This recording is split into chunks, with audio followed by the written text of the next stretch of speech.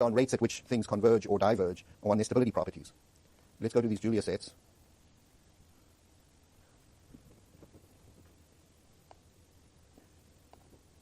So all these images are made from these same sets of equations.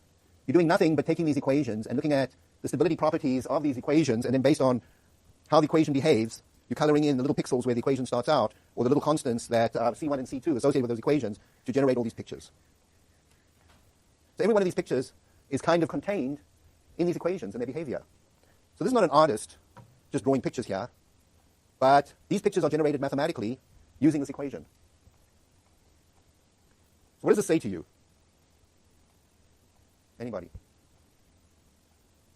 What does this say to you? Does it speak? Does it speak to anybody? Yeah? So, for the purpose of this class, yeah. what are we supposed to look for in equations? Exactly, that's what I'm asking you now. What does this say to you? Okay, so this class is actually, this class does not get into anything really substantial. It's just we skate the surface of mathematical descriptions of nature. And in particular, we focus on just population sizes and things like H-class, and we apply them to fisheries, and we apply them to epidemics.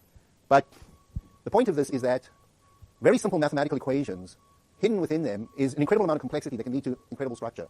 So although we don't do this in this class, we don't model the shapes of trees, the shapes of leaves, the shapes of organisms, we don't do morphological modeling, this is just an illustration of how incredibly simple models can lead to complex behavior. Now what we do in this class is we talk about chaos, which is kind of a complex behavior that emerges from a very simple model.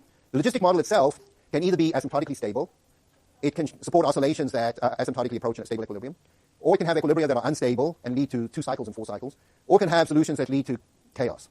So from a population point of view, there's a certain richness in behavior that was unexpected.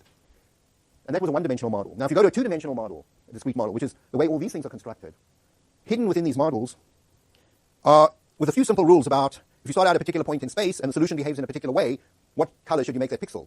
Plus, so you take the equations and you have a rule about how to color the pixel. And here you're not even coloring the pixel because the pixel is black or white. But to make some of these more sophisticated ones, you can see that color scales are used based on how rapidly things diverge or converge. You get this incredible structure. So it does tell us something about how nature, which is so incredibly structured and varied, can actually be very simple rules underlying how that structure emerges. Now, we're not going to talk much about this, but I thought I would just reveal to you the fact that even though the equations we work with can look quite simple, they can have very rich structure and say some remarkable things. And we're going to confine ourselves to very simple equations. We're not going to delve into this kind of area, which is how you model structure in biology. But it's kind of a lesson that a system of equations like this two-dimensional system, whoops, this is sort of stuck. Well, this equation over here, that equation over there contains this incredible richness, and the only way that you can find this richness is through a computational method. So these sets, and the Mandelbrot set and the Julia sets, were not discovered until computers came along. So it doesn't matter how much analysis you do. Mathematicians earlier on had some idea of the complexity of these equations, but didn't quite know what it would lead to, and didn't really anticipate how truly rich these equations can be in creating structure. So the two lessons. One is that simple equations can contain information about structure that, together with a few simple rules about how you color squares in that correspond to initial conditions or values of the constant in the equations, can give you amazing structures. And so that's the first lesson. And the second lesson is that you can't find these out without doing computations. So mathematicians like to do analysis. And when you study your equations in calculus, before you really use the power of computing to do simulations of models, without the tools to do the simulations of models, sometimes there's incredibly rich structure in models that you can miss. Okay, so that's all I'm going to talk about today. What I've covered here is sufficient for you to finish your homework assignment.